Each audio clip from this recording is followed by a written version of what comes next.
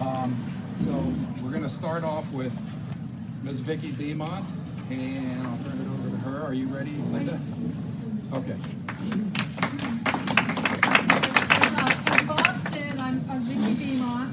He's the education chair. Mike Metz is also a part of the committee who has helped us tremendously. What is this? Is something I need to know? Okay, gotcha. Thank you. And welcome. I'm glad you're here.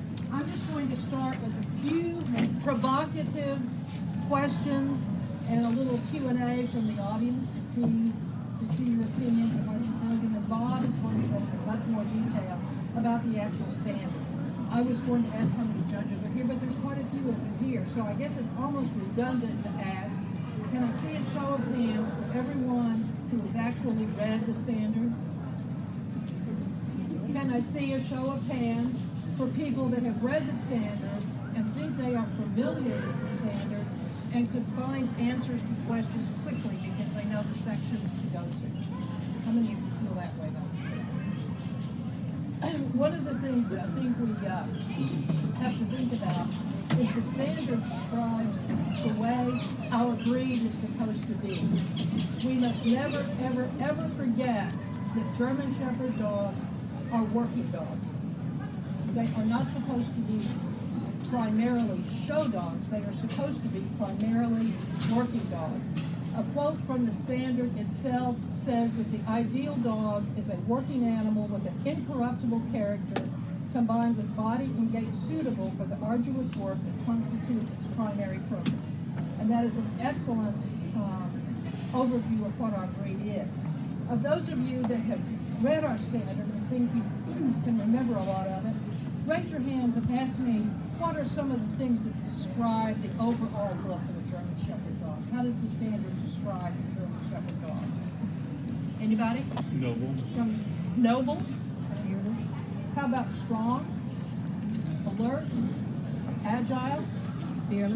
Fearless, well-muscled, harmonious, and structured. Okay.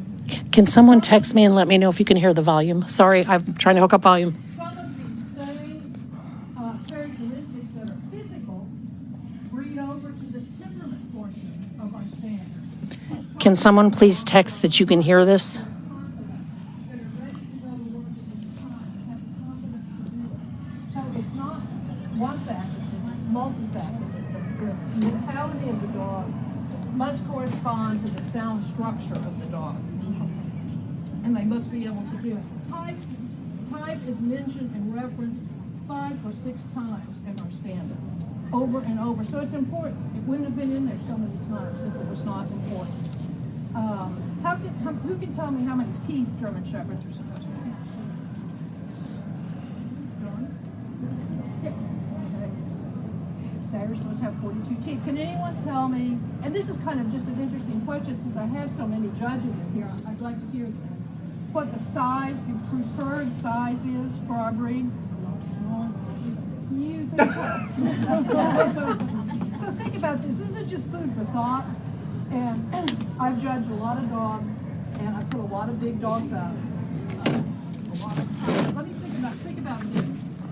The standard says the preferred size for a male dog is 24 to 26 inches.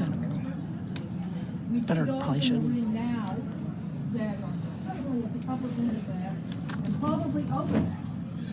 So if it's okay to put up a 26.5 inch or a 27 inch dog, would it correspond to be okay to put up a 23 inch male?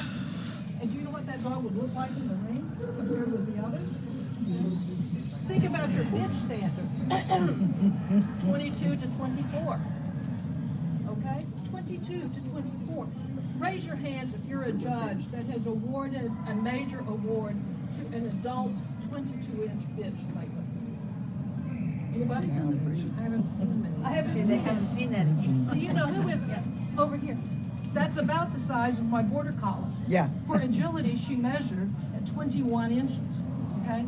Or Can you imagine a German Whip Shepherd? it to So the that's whip something to think about. The agility and the working ability can be tied to size. If they're too big and they're too bulky, they actually can't do the jobs that they were actually meant to do. Can anyone point out to me in the standard where it says that the German Shepherd dog should have the flying trot? Anyone? Anybody know where that is in the standard? It's not there. It's not in the standard. I want to look at Okay. it. Yeah. I know who made it up. Cory Norton. Really? With our first breed illustrated standard, when was it, Sherry? 1902 or something? It was a long time ago. He talked about the flying trot. But let me just tell you a few dynamics of movement, period. If you read the physics of motion, all trotting animals have a period of suspension, or a period where all 4 feet are off the ground.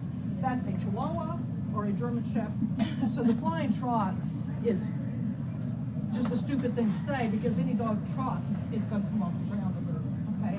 They're going to have the suspension. Our standard also implies suspension, but never uses that word. It is never used. They talk about harmonious, gliding, fluid, well-oiled machine, but at no point does it describe a dog that thrusts and flings itself into the air, okay, to go around the ring. They talk about low, slow.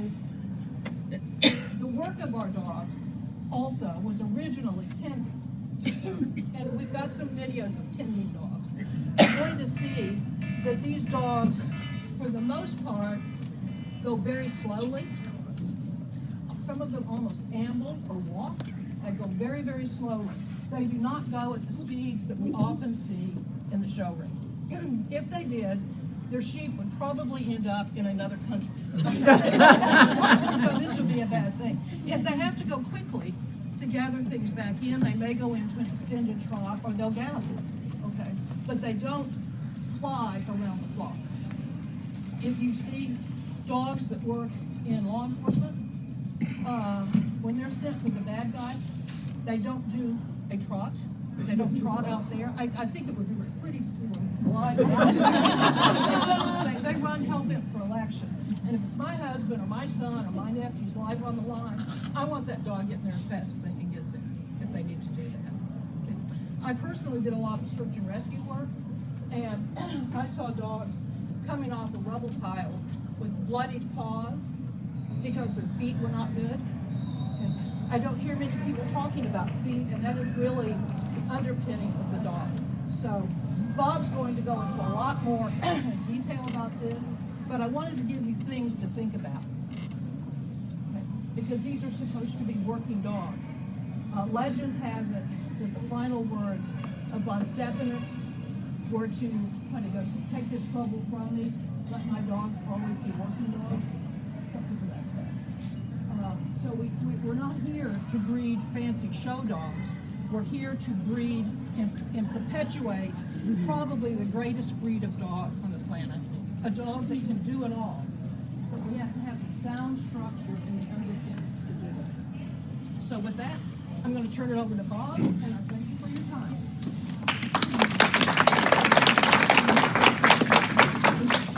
Thank you, Vicki. And when Vicki quotes von Stephanus, she has it on good authority, because as a small child, she used to sit on Captain von Stephanus. And he would tell her stories. What we're using today as the foundation for our seminar is the new illustrated breed standard. This was new 2 years ago. And it's a wonderful piece that was put together. The co-chair of the committee were Mary Ellen Kish and James Moses. And committee members were Vicki Beaumont, Gloria Birch, Beth Boyles, Barbara Lopez, Dave Rinke, and Martha Simonetti. And so this is our standard, and everybody who is a member of the German Shepherd Dog Club of America should have gotten one of these probably a year and a half ago or so. And they're available for sale for $7 on the website if you need more. And we were handing them out here to you folks today. So this is what we're going to be using to talk about the standard itself. But then we're going to go further than just talking about structure. We're going to talk about some important things to keep in mind when judging the German Shepherd dog. I've been to quite a few shows this year, a lot of all breed shows. and specialty shows. And we see some common mistakes that judges seem to be making when judging our breed. And so we just want to talk about that. And, hopefully you can keep that in mind when you are in the middle of the breed. So shall we get started? All right, so these are our years in the breed, more than probably we would like to admit to for the most part. Go ahead. All right, so what we're really here for is not only to improve judging, but ultimately to improve our breed. Without qualified, competent, educated judges, we can't hope to improve the breed. We can't expect handlers, as wonderful as they are and as much as we love them, we can't expect handlers to be guardians of our breed. Handlers are paid to show the dogs of their clients. So their clients are getting their dogs, either they are breeders or they're getting them from breeders. So breeders are critical, and judges are the most important in the equation, because the dogs that judges put up can set trends that then breeders will follow, whether they be good trends or bad trends. And we're going to talk about some of that. So it does affect our breed for generations to come. Here's a quote from Pat Trotter that somebody had posted on Facebook, and we think it's quite applicable.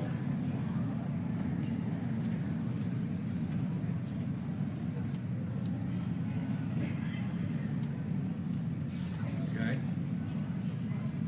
Okay.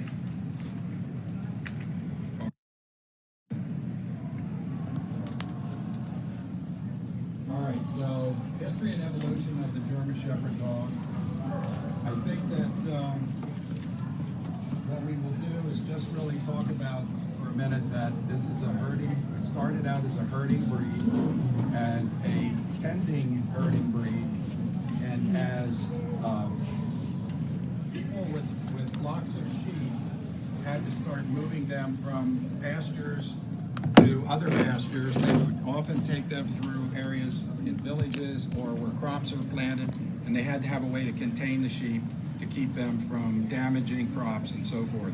So the German Shepherd dog, as a tending herding dog, was used as a living fence, so to speak, a moving fence to contain the sheep in an area where they were supposed to be, and then when they got to their destination for the day to graze, to keep them in there. And the dogs during that process moved very slowly in many cases. And of course, since then, we don't have a lot of sheep herding, so the German Shepherd dog has become the most versatile breed in the dog world.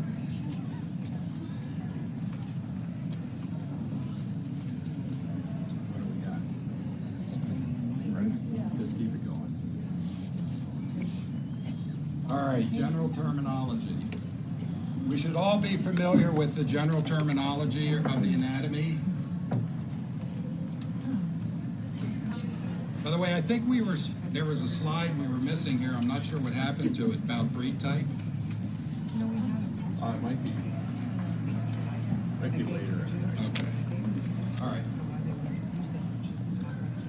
And then if we peel away the exterior, this is what we have in the skeletal structure.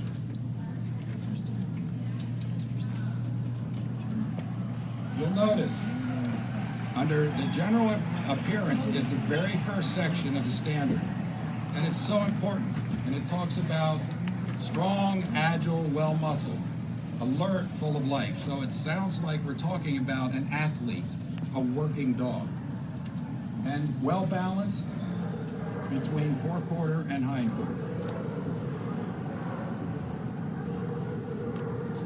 It's a longer than tall dog, and the standards says deep body. We will show you specifically what that means. Smooth curves rather than angles, and An impression of muscular fitness and nimbleness. All right, so again, we have a description of a dog that is a fit athlete.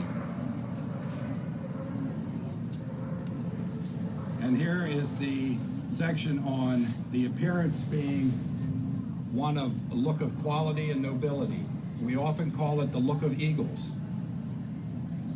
Secondary sex characteristics should be very evident, and that's something that is an area in our breed that we could probably use some improvement. Not just in males, but also in bitches.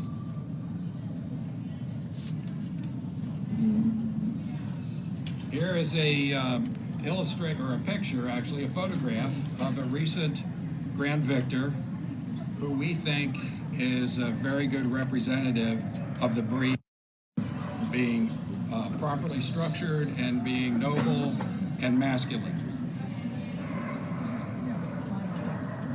And then this would be a bitch.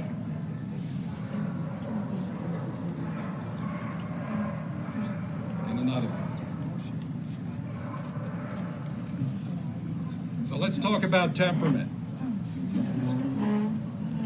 Really, it's so important, I would say, it's a deal killer.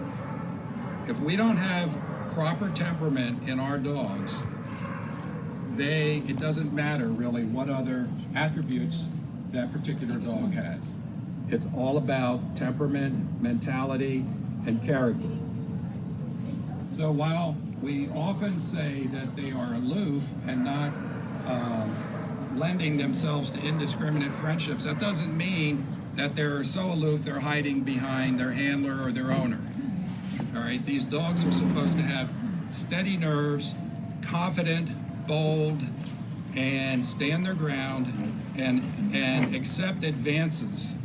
Accept advances from strangers, and even welcome them. They should be good with kids. They should have great judgment, so they know instinctively when to be protective and when to be friendly or when to be caring. All right, and the really good ones do. These dogs have to be approachable and they have to have confidence. So we put a slide in here with a definition from the Merriam-Webster dictionary of what does confident mean. And we highlighted a lot of the words that we think are really important, such as self-assured, poised, collected, unperturbed, unfazed, and so forth. Steady nerves.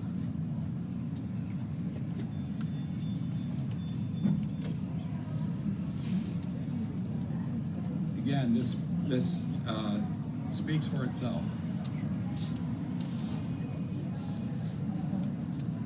So any of these expressions of fear must be penalized in the ring. Severely. Severely. And we're going to talk about the loose lead exam in a little while.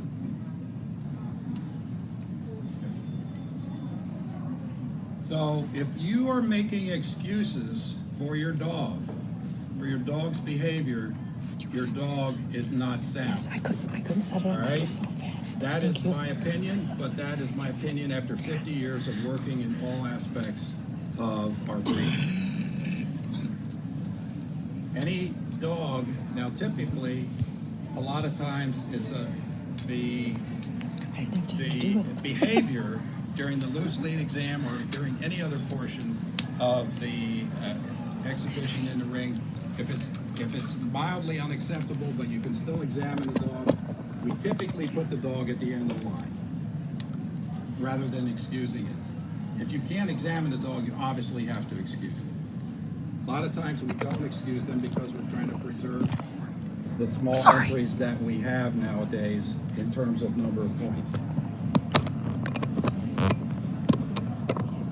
Hey, Bob, Yes. you're having trouble hearing you. I know it's hard, but can you speak up a little bit? Okay. Thank you. On it on both. Either that or Just come on the up. screen. Yeah. I can move. I mean, I can figure it from here. Actually, I know you can. You can, probably both of Here, them. you can still read that and they can hear you. Yeah, I'm gonna point to some things though in a minute. I had a longer pointer, Can you move over just a but I was saving that for people who were falling asleep. If I move back. Any dog that attempts to bite the judge must be disqualified. That's pretty simple. Bob, before you move on, can I say something about Sure. temperament? One thing about temperament that disappoints me about a lot of top breeders who breed some beautiful animals, but they don't do any serious work with their animals. And Bob is absolutely right about temperament. It is very hard to assess the working fitability and character of your animal if you don't challenge them and put pressure on them in an actual working environment. So it would be really great if breeders would consider taking some of their animals and doing some meaningful work with them, doing things that really expose the kind of character and nerve balance that the dog has. I think it'd be a great thing. But I don't see very many dogs in the ring anymore that are shy. Occasionally you do. Sometimes you see too many. But I think we've made some advances there.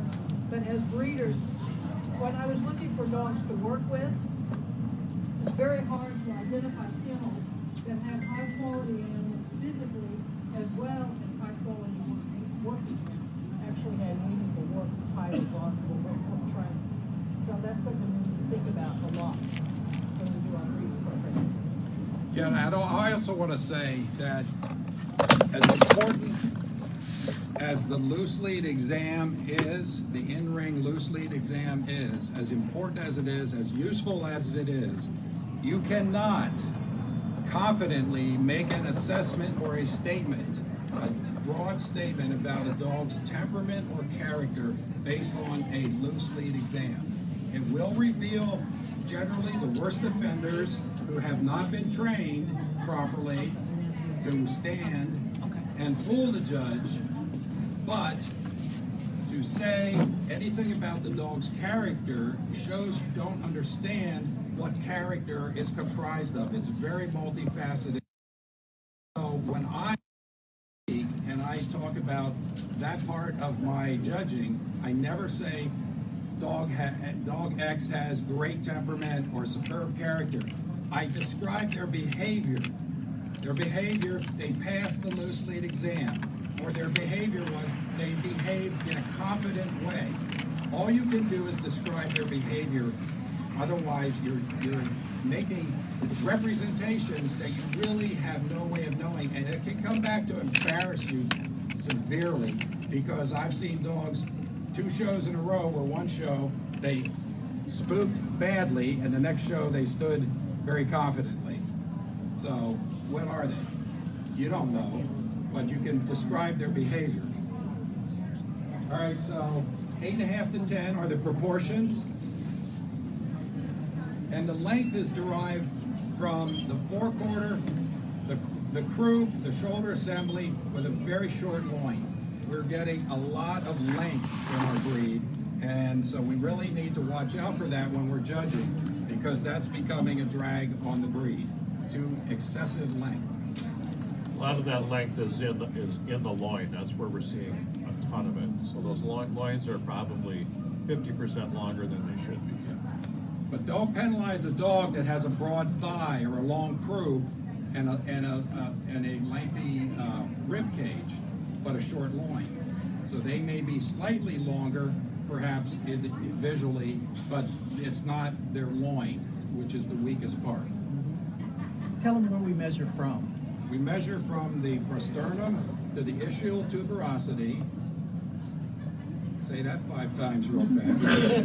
And from the wither to the ground. Now we don't weigh them. We don't measure them in the ring. So judges who say, well, this dog is too big or too small or so forth, I always say, how would you know? You know, don't tell me it's because, well, if they come up to this place on my trousers, I know, or whatever the case may be. We don't measure our dogs. Now, in other countries, they do, and they know specifically, exactly their size, so they can control size, and they do. We don't, but then again, our standard doesn't say it's a penalty. It's to be penalized. It's not a fault. It just says a preferred range. So what are we supposed to do if there's a dog outside of that range? The standard doesn't tell us, but I think as judges and as students of the breed, we know that dogs that fall inside that range are going to be most capable of doing the jobs they're supposed to be doing.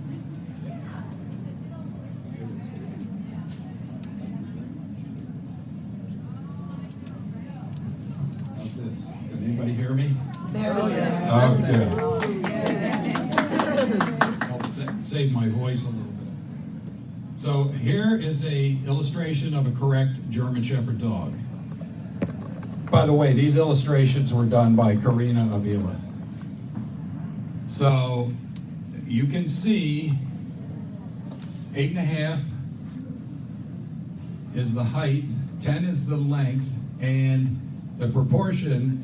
So what we have to be careful of is how we're evaluating the depth of the body, because the standard says that the sternum, which is the lower portion of the rib cage, is supposed to come to the elbow.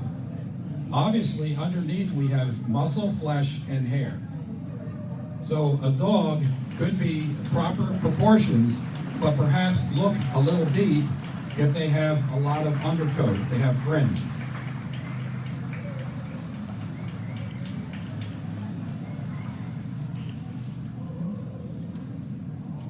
So they could look like they're 55-45 instead of 50-50. But again, the bottom of the rib cage comes to the elbow.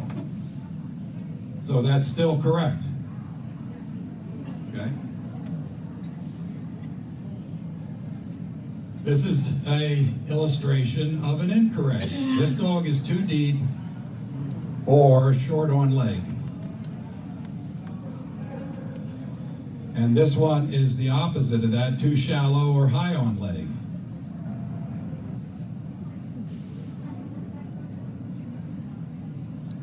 And this one is too deep and too long. And see, the distance here is the culprit. Here's a side view of the head. Noble. There's that word again. Cleanly chiseled. Strong, not fine, in proportion. So when you're looking at the dog, does that head look like it's in proper proportion to the body? Or is it like too small for the body or way too big for the body? And we can't just, and the planes are supposed to be parallel, the skull and the muzzle. And we don't actually see a lot of that, but any deviation from that is significant is not correct. And there's the female. Eyes should be almond-shaped, set a little obliquely, and as dark as possible. However, eye color is a minor kind of cosmetic fault when you're judging, but it certainly mars the appearance of a dog, especially if they have a very dark face. Now here's a male and a frontal view, and you cannot determine whether a dog has a good head or not just by looking at the side, at the profile. You have to get around to the front and look at their head from the front and see if they have a sufficient enough back skull. A lot of our dogs, the males, have narrow back skulls, and what we really need to do is improve on that and get dogs with better back skulls so they look more like this particular male in this picture here.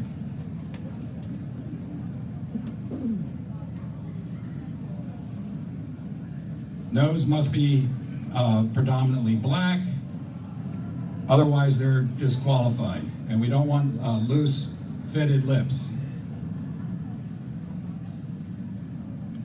Bob. Yes. I'm just afraid she can't see it from Hey, here. I was raised in this breed. Am Not I? Bendy or someone else. Okay, all right. Don't worry, block that screen, Bob. So, 42 are the number of teeth, 20 upper, 22 lower, got to have a scissors bite. And if it's overshot a little bit, it's kind of a minor fault. If it's undershot, it's disqualifying. Missing teeth. I don't see a lot of missing teeth anymore. We went through a period where we had, where it was pretty prevalent. If you have a missing premolar, it's, in an otherwise superior animal, that can be accepted. If it's other than a premolar, it's a serious fault. So everything has to, it's a trade-off or a balancing act when you're judging, one fault versus another, or one attribute versus their faults. Neck is relatively long. And when they're standing, their head carriage is higher, and when they're moving, it's more forward.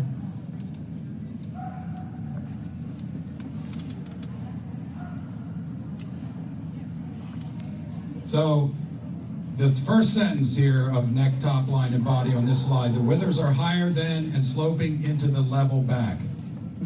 What we are, I've always had a problem with the term level in the standard. We don't have any dogs, we don't have any correct dogs with level backs. We have straight backs. The straight back is desirable, and I think the standard should be changed, and the word level should be replaced with straight.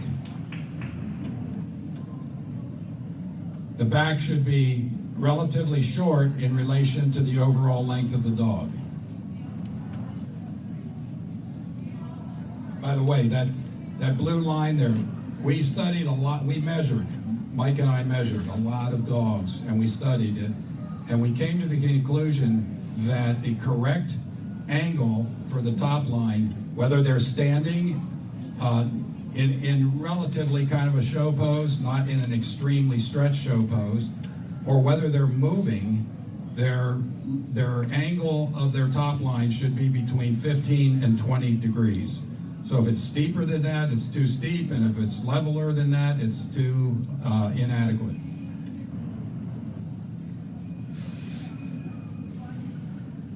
So we talk about a deep and capacious chest, not shallow. You've got to have ample room for the lungs, and we have to be able to see a prosternum. And you see a lot of dogs where you can't see a prosternum in front of the point where the shoulder blade and the upper arm meet. We're also showing the angle of the croup and the angle of the pelvis. So the croup should be about 23 degrees, 30 degrees for the pelvis. And if you have difficulty in recognizing whether a dog's croup is steep or flat or correct, any dog that's standing in a natural pose or a pose something like this and not stretched too far, this angle will be parallel to this angle. So it's a real quick way to see. So if this is like this and the croup is like this, you have a steep croup, and you can see it instantly.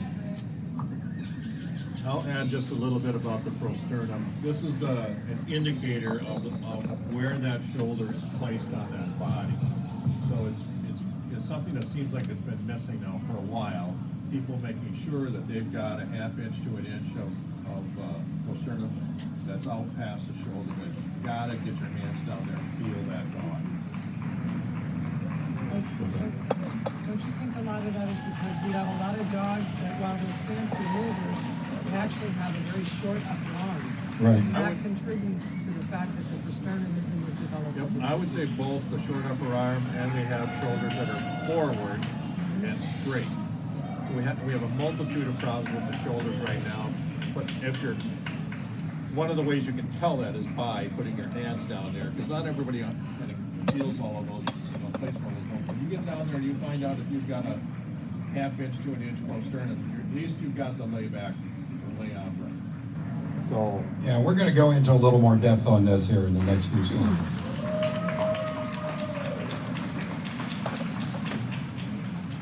Moderate tuck up.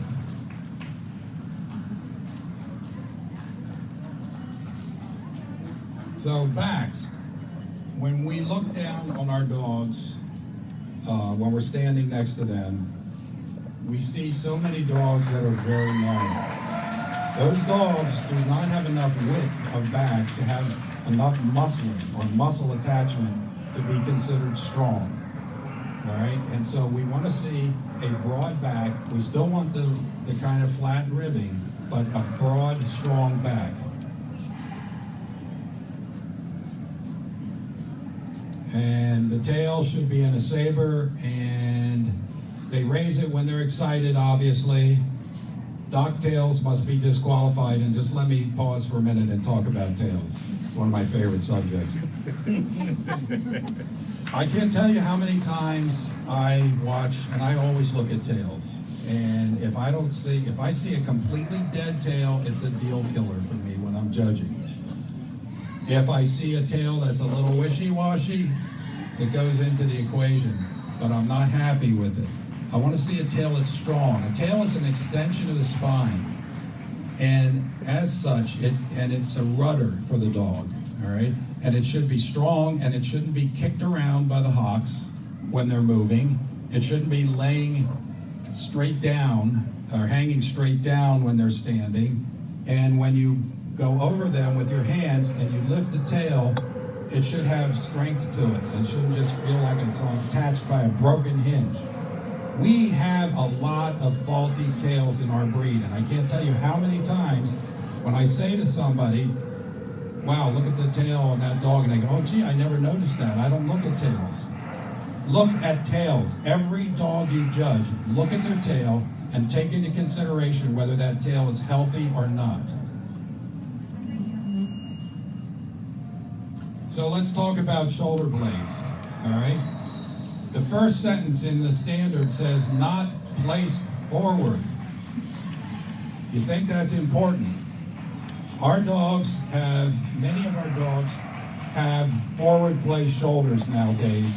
And I've been looking back through history, and I guess we always had some of those dogs, but it seems like we have more than ever.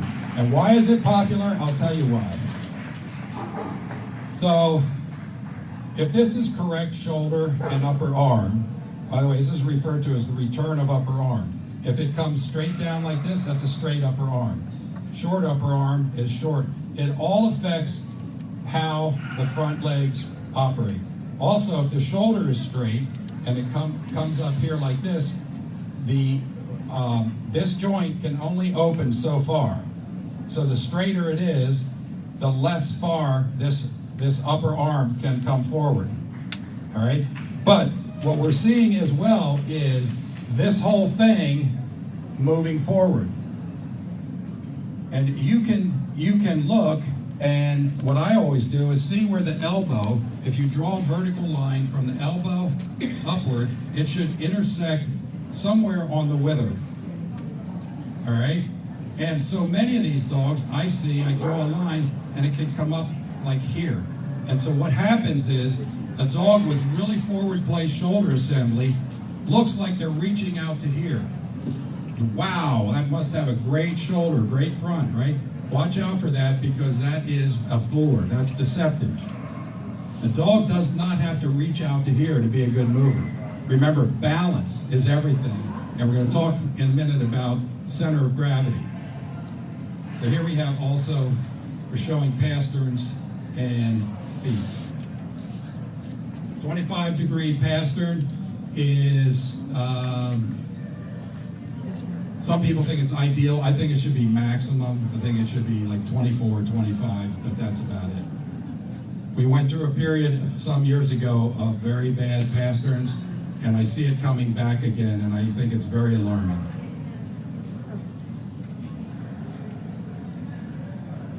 So this is showing the angles. Now, there's a, if you read enough about shoulders, you know that the 90-degree shoulder upper arm angle is considered a myth.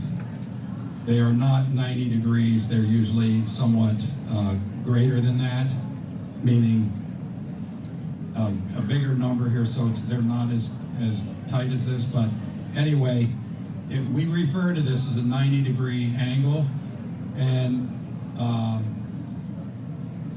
So that's an illustration of a correct shoulder. Center of gravity, center of mass, the point at which the entire weight of a body may be considered as concentrated, so that if supported at this point, the body would remain in equilibrium in any position. Why do we have this up here? Because that's where the front legs should be, under the center of gravity and not under the ears. So they should be under the wither, all right? And as the dog moves faster, the center of gravity moves forward slightly, but it always remains in that neighborhood. And that's what the blue dotted line represents.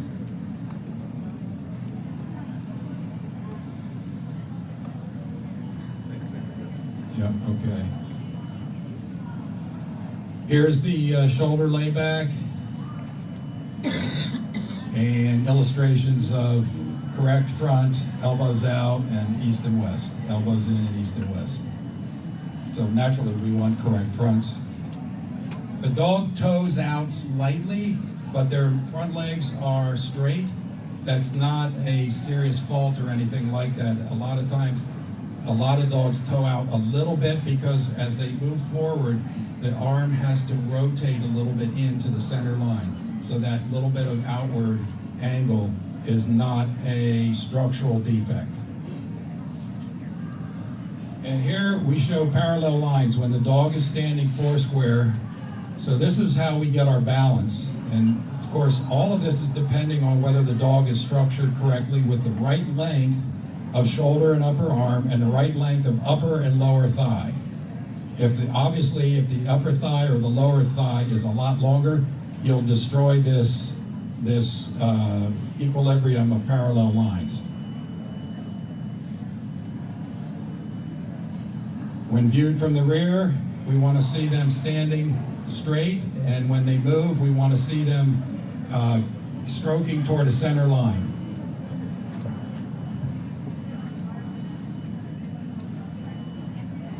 Picture on the left is a dog with a good double coat. The dog on the right is what we call a standard long coat.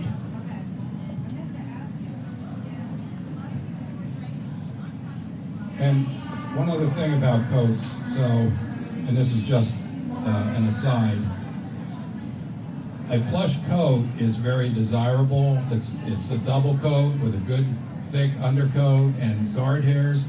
For years, breeders were breeding to dogs specifically who did not carry the long coat gene or the long coat factor. And as a result, after a while, you breed out proper coats and you end up with dogs, a whole line of dogs that have very close coats. So that's not correct and it's not ideal.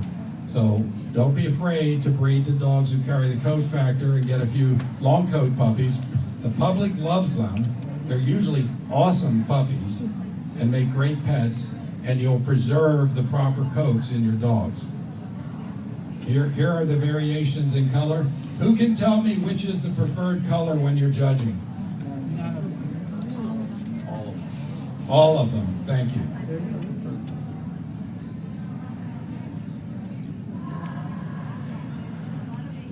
So here we have about gait, outreaching, elastic, without effort, rhythmic, but doesn't say flying trot. Just talking about extreme efficiency and balance.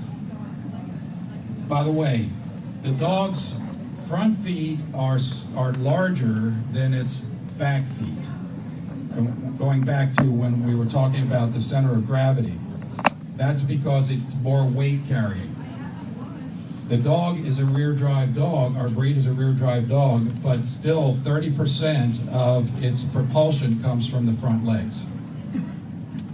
The legs, and probably the most important thing here is feet travel close to the ground on both forward reach and backward push. That allows the dog to move efficiently and gait for hours. We don't want to see the dogs coming up and smacking their chins with those front feet. It's flashy, it's exciting when they're doing this. It's really wrong and it's really bad. What they should be doing is opening both joints, both the elbow and the joint between the shoulder and the upper arm simultaneously and sweeping out and this, so it should be like this and not like this or like this. So just a sweeping motion like this.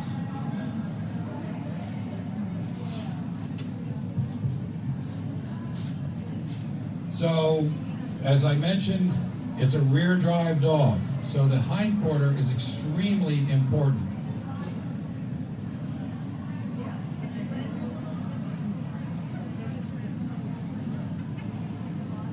Now so the hind quarter delivers the propulsion, but the middle piece takes the transmission and transmits it to the forehand.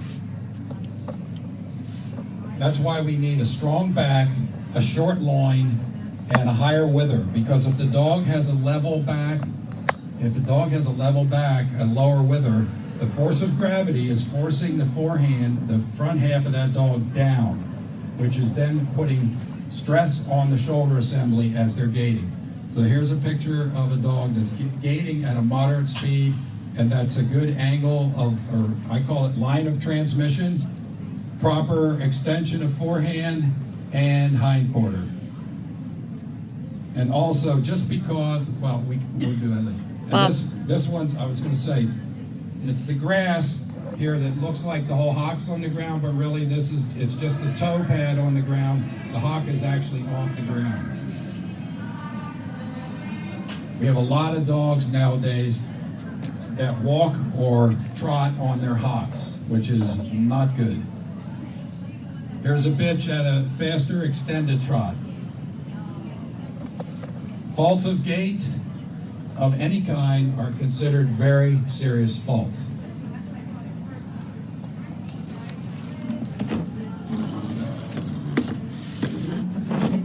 So we have a sequence of illustrations here. This one shows pacing, where both legs on the same side are moving in the same direction. Dogs often pace at a slower speed, or if they're tired, it's felt that it's not really a serious fault when they do that, unless they really have a hard time trotting and they're stuck in a pace. So you can go through these pretty quickly.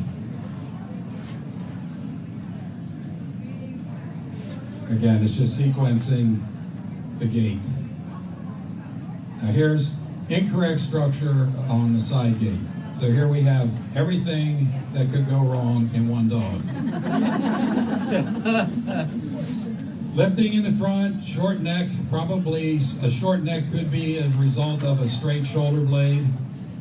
Steep croup, lack of follow through, too long a lower thigh, toe dragging, and the entire hock or metatarsus is on the ground. So again, keeping in mind that it's a rear drive animal, the hind quarter is paramount that it be correct. So this one has poor underdrive, it's kicking up in the rear, flat croup, high tail set, soft back, lack of front extension, and I would also add the knee joint is not opening at all. You follow through.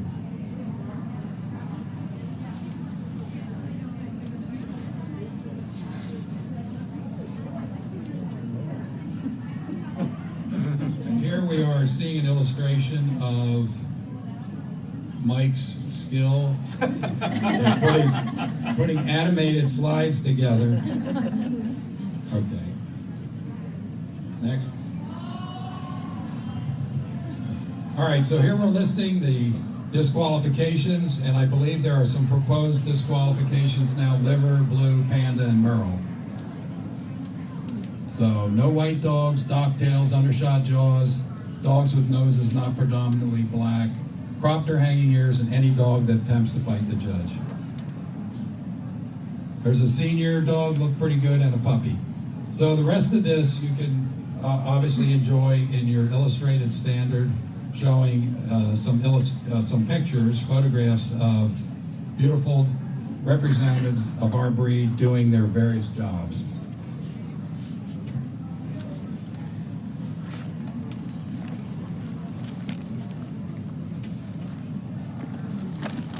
So let's talk about heads. So what we're trying to show you here are some examples of really good male heads when viewed from the front.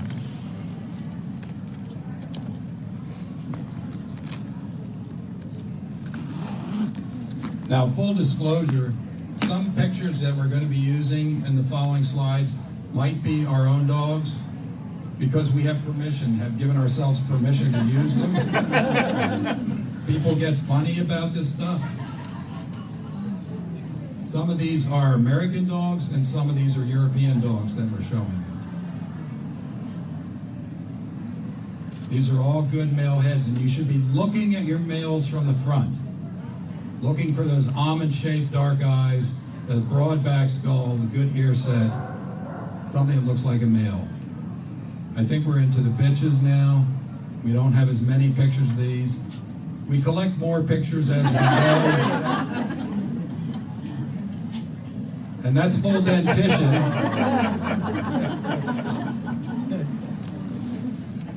All right, a little motion here. Good motion photos. So again, here we have, this is open. This joint up here on the other side is open. Foot's close to the ground. Back here, this toe is close to the ground. The hock is extended. The stifle is straight. So this is, and it looks like the heel is off the ground here, and a proper angle of the top line.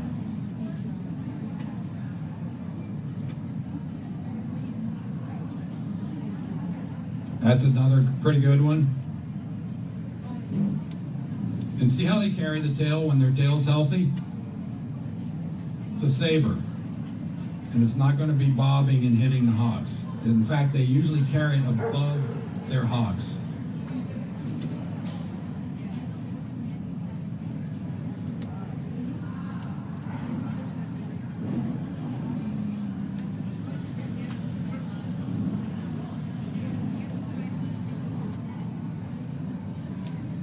All right, now, this is where we had to be really careful.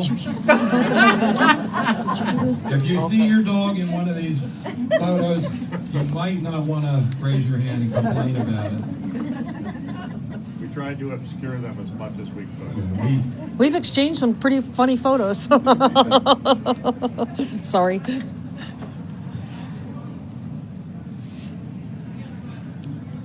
All right, so right away with this one, you can see that the rear follow-through is lacking. The knee joint is totally locked. And so this should be parallel to the ground, and this should be back at about 130. So this angle here should be about 135 degrees when they're following through, instead of this angle that you see right there. So we see a lot of this.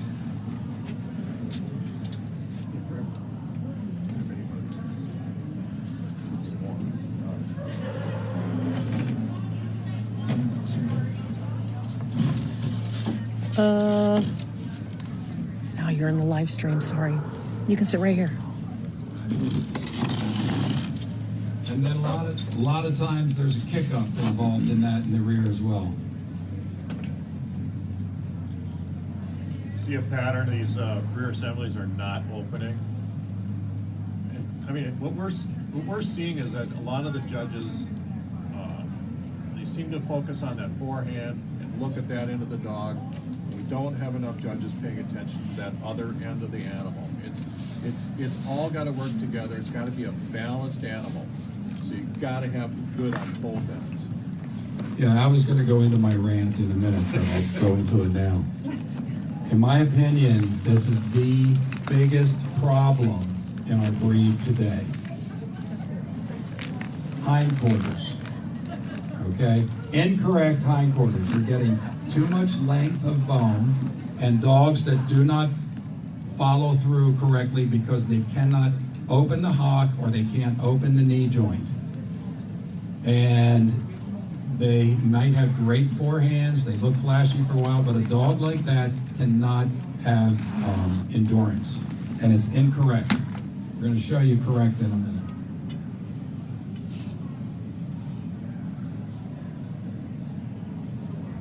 Keep going. That's still incorrect.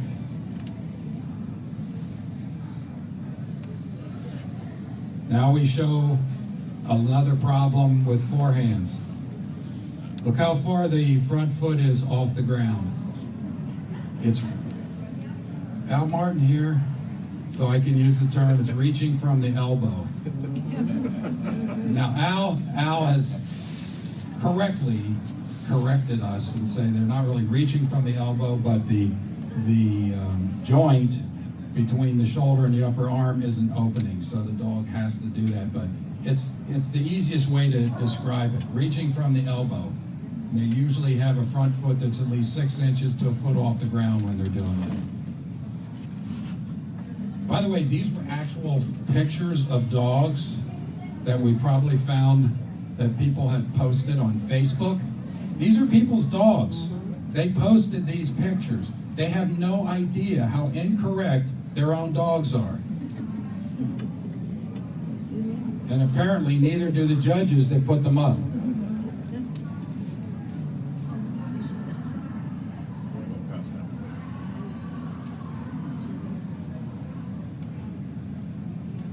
Also, that metatarsus is completely on the ground.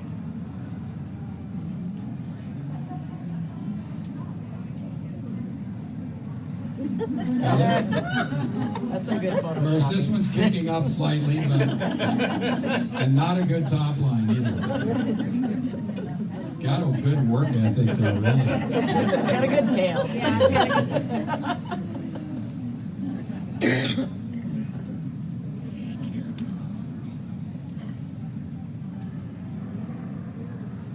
All right, you can see where both joints are open. Now, is the dog reaching a foot in front of its nose? No. But the foot is 1 inch off the ground, and that is a correct forehand.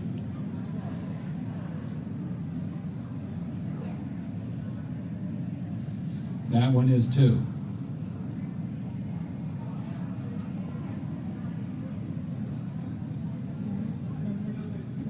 Again, not flashy, but very correct.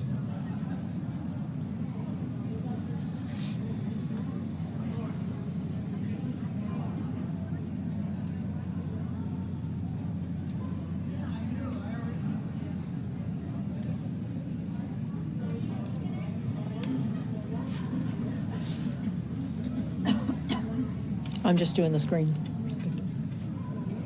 So that's not good. Now, keep in mind, in any given photograph, it's just a second in time, a fraction of a second in time. So we can't really evaluate the complete motion of the forehand, but just looking at this one, it looks like it's not opening those two joints simultaneously. And one of the reasons that a lot of these dogs do that is they have a straight shoulder and a short upper arm, so they have to reach like this.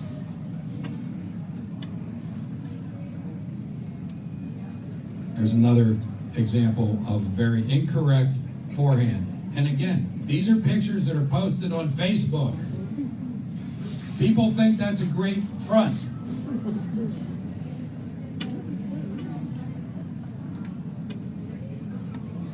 Another one.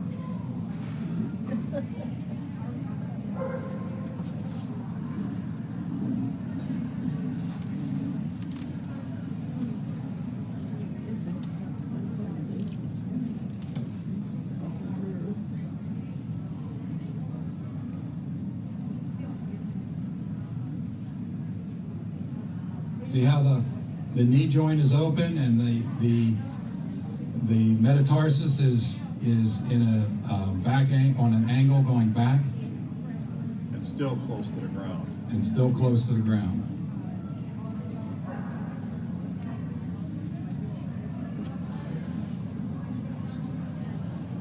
There's a dog with a little more angulation. Now, metatarsus on the right side looks like it's completely flat on the ground, which isn't really good, but at least the follow through is good. Bob, Yes.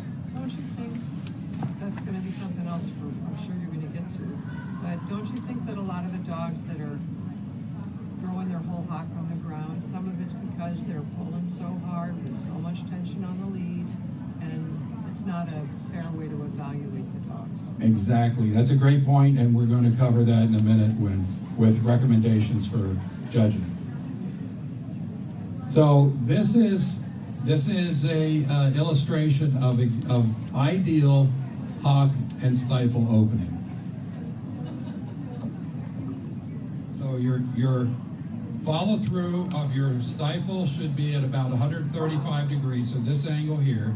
If it's more than that, it's wasted motion. If it's less than that, it's not ideal. And if it's down here, and you see a lot of dogs, not a lot, but enough dogs that the hock never goes past the vertical, and that is locked hocks. Very undesirable. And then the stifle should be basically parallel to the ground, and this joint should be open to 135 degrees instead of, this is what I call, if it's not, the knee joint is locked. And I saw more dogs today in the ring with locked knee joints than I did without locked knee joints. Anybody want to disagree with me? No, and rear's not following through either. And rear's not following through either. And dogs running on their hocks Yep. and standing on their hocks.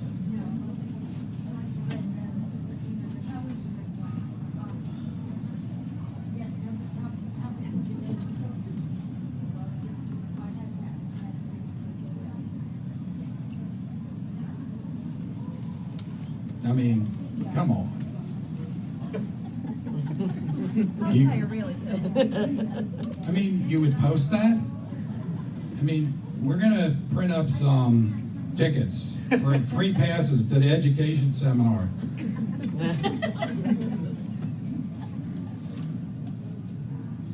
You know, I'm a bit sarcastic, but this is really important. This is really, really important, and that's the point I'm trying to make. And this really upsets me, what I see in our breed. And it's just not enough judges are looking at it, understand it, see it, and are penalizing it. And I see dogs that are really good, correct dogs, losing to dogs that are incorrect. And it's deplorable. Sorry. Excuse me. Can I ask you a question? Yeah. If that's the case, then, like, why doesn't like the German Shepherd talk to the judges that are awarding these dogs? Bob, can you repeat the question? Because Yes, this the is, question is if Not that's, judges, like, take away their judgment, whatever. if that's the, so the question is, if that's the case, why aren't you talking to the judges that are doing these things or take away their judging privileges? First of all, we don't have any kind of authority to take away their judging privileges for putting up the wrong dogs, okay? AKC really has no method to do that, and neither does the parent club. Secondly, that's why we have this education seminar, and we try to encourage people to come to it, and we post stuff on our online to try to educate people. But at the end of the day, we have, I think, a lot of judges. Okay, let's divide them into two groups. Specialty judges, we have a lot of specialty judges who think they know it all and they don't need to learn what they don't know. And then we have all breed judges who have to know so many different breeds and so many different standards, and they don't judge shepherds often enough or aren't quite as familiar and haven't been to our seminar, and so they don't know what to look for. And then the other thing is your judging procedure. If you're allowing dogs to race, you can't judge them adequately. And when you're judging all breed shows in tiny little postage stamp rings with mats and stuff, it's really, and under serious time constraints, it's really hard. So there's a whole host of reasons, but that's what the education committee is here for, to try to improve our breed. But we will be And the printing, breeders free are admission responsible. cards for Yes. these judges.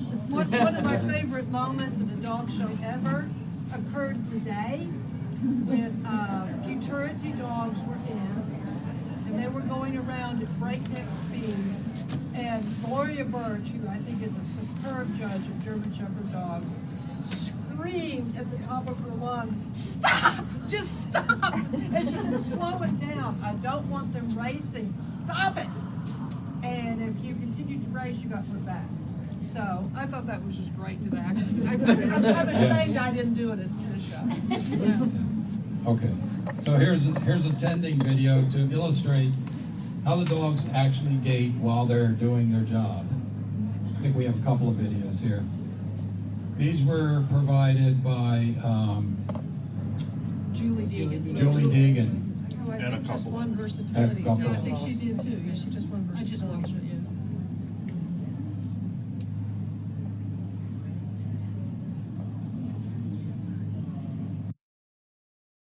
Not racing around, he's just going at a moderate speed. And now look here, he's walking, he's keeping the flock quiet, keeping them off the road.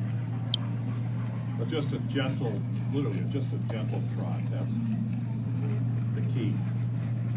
And to Bob's point about hindquarters, if you move dogs at a speed similar to this, when you're judging them, the wheels will fall off of the really incorrect dogs. It's an ugly sight.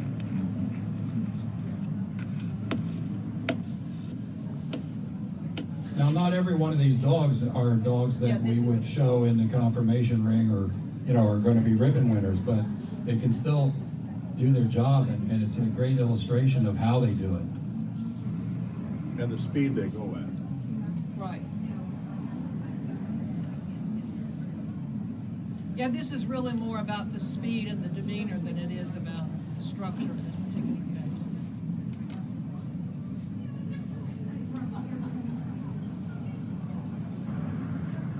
Little different speed than what you saw in the ring today. Well, that's it. It's the point that the dogs are out daily doing a job and they're not racing around, That's correct. you know. Working in very small grades.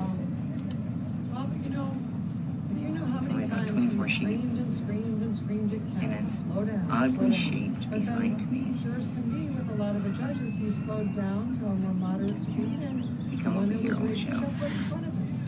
So we're back to the judges. It's oddly shaped because it comes in off the driveway, comes in, goes around, and then goes back out.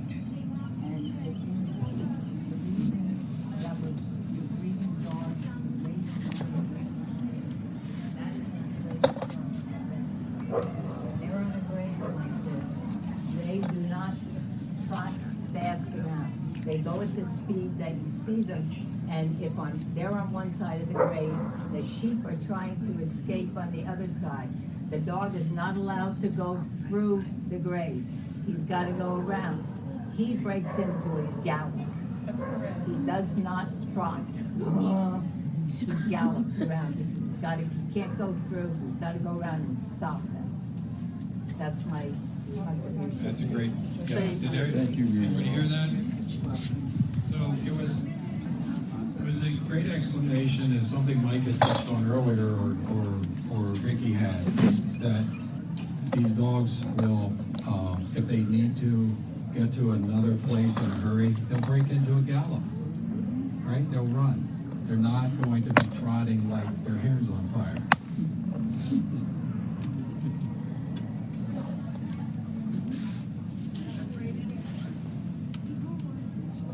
So here are our recommendations, how to judge the German Shepherd dog. Gait. Dogs are best judged on a loose lead. And you have to ask the handlers for a loose lead. They will not just automatically give it to you unless they know they have a dog that looks great on a loose lead.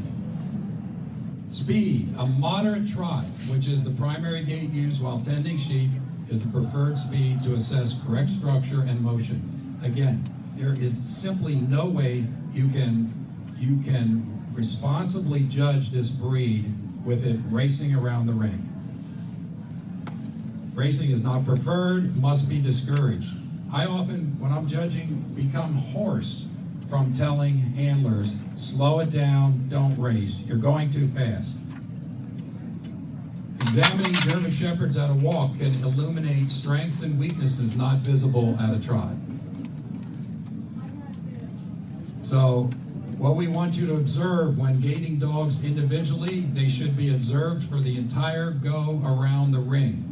Because typically the best motion will be displayed during the last third of a pass. I can't tell you how many shows I've been to where the judge stops looking halfway when the dog's halfway around the ring or less. And that happens a lot at all breed shows, but I've seen it happen with specialty judges. So the dog starts to go, they look, and then they turn to look at the next dog, and meanwhile, the dog's going at about 50% of what it's capable of when they stop looking, and then it picks up, and then now you see the beautiful side gate of this beautiful animal, but the judge never sees it. So he's only seeing, he or she's only seeing those first few steps. Now that might work for other breeds, but it doesn't work for ours. Watch them go, you know, just out of respect even, but if you want to get it right, watch them the whole way around the ring. Back should have little, if any, vertical motion. Bobbing, rolling, rumbling, or weakness are indications of structural issues. So we want to see a back that just really doesn't move. And if it's rumbling or something like that, if there's a serious structural problem, and that would prevent that dog from really doing its job. Be vigilant for dragging toes. So at some point, and I usually do it pretty early in judging, when the dogs start out, I watch them, I go up very close to the ring ropes, and I watch them go past, because a lot of times the grass is long enough that you can't tell for sure the ones that are really close to the ground, whether they're dragging their toes on the underreach or whether they're not. And if they're toe draggers, that's not really very good, okay? So you want to penalize the toe draggers. Wait a minute, I think there were a couple other things there. So, examining underreach for both too much or too little underdrive, which could result in lack of follow-through or kicking up. Okay. Oh, weak tails, hold it. Be vigilant for dragging toes, dead or weak tails, lifting, lock hocks, and or knee joint. Okay, those are things you should be able to identify, you should be looking for, and you should be penalizing.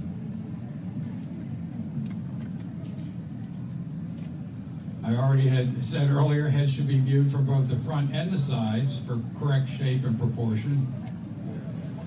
Shoulder must not be too far forward. And have the dog stand naturally so you can observe any concerns that may be covered by stacking. Loose lead exam, it's important to perform. We will review it, and there's an instructional video as well. And ring size is often a deterrent to being able to judge very effectively. We have a prescribed ring size of 75 by 100 as a minimum for our regional futurity shows, and that's really a minimum size for really effectively judging these dogs that can gait rather well. One thing I would add to that is for the all breed shows, try to leverage, even that if it's a small ring, try to leverage that angle going across the middle of the ring. If they've got a mat going across the middle, use that because it's a longer side piece, and you can evaluate the dogs on that section better than at a really small short ring. Yeah, otherwise you see it 3 steps and a corner, and 3 steps and a corner, and 3 steps and a corner, and I don't know how you judge that. So here's the loose leash temperament procedure as provided by the German Shepherd Dog Club of America. Number 1, the loose leash examination must be the first physical contact made with each dog. Double handling should be discouraged and should not be allowed, actually. And there should be a predetermined place in the ring where you have the handler stop with the dog and So in the title, it says loose leash, right? Why do we have judges who allow dogs to be presented to them during this loose lead exam on a tight lead? If anybody's ever trained a dog, you know that the tight lead can give the dog an enormous amount of confidence that it won't have on a loose lead. All right? And you'll see handlers, they'll have a dog on a loose lead, and as the judge approaches, they'll suddenly tighten the lead, and that dog will stand there. You're not doing us and as a breed any favor by letting bad temperament pass. The other thing is, and I'm not going to go through each thing individually, I'm just going to give you my pet peeves. I've watched so many shows this year where the handler stands still and allows each dog to come out to the judge. All right? That's not how it's supposed to be done. Why would you think that that is the way to do it when it never tells you to do it that way? You're supposed to approach the dog from 6 to 10 feet away, and the dog's supposed to be standing on a loose lead. That's how you check to see if the dog's got any nerves at all. If you allow that handler to bring the dog right out to you, and a lot of times it comes right out, and they turn it around so it's facing the double handler. And the judge reaches down, pats it, and thinks he's got a dog with good temperament, or else doesn't care, or doesn't want to spook any dogs because they like the dog. You're not doing the breed justice if you judge with the loose lead exam that way. So study this and follow this. I only see maybe 10% of judges actually following this procedure effectively. Anybody think I'm wrong with that? Thank you.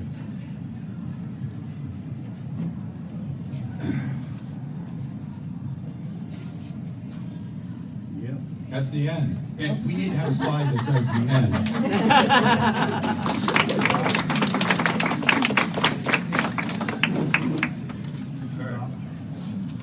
All right, sorry, I didn't get on my.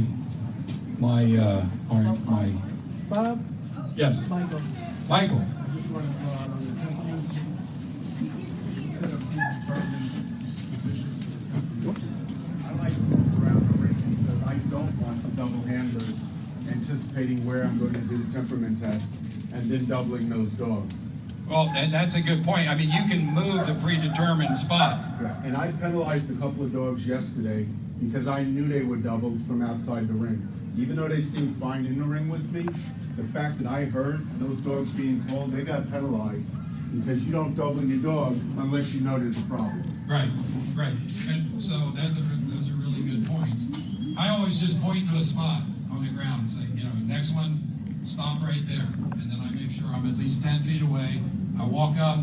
Usually I talk to the dog. I say, hey, how you doing today? I just put my hand down, and that's all it takes. And you don't massage the dog and pet them and make best friends with them. You just touch them, and if they stay. Now, the other thing I see sometimes is the judge walks up, puts a hand down, and the dog just goes like this.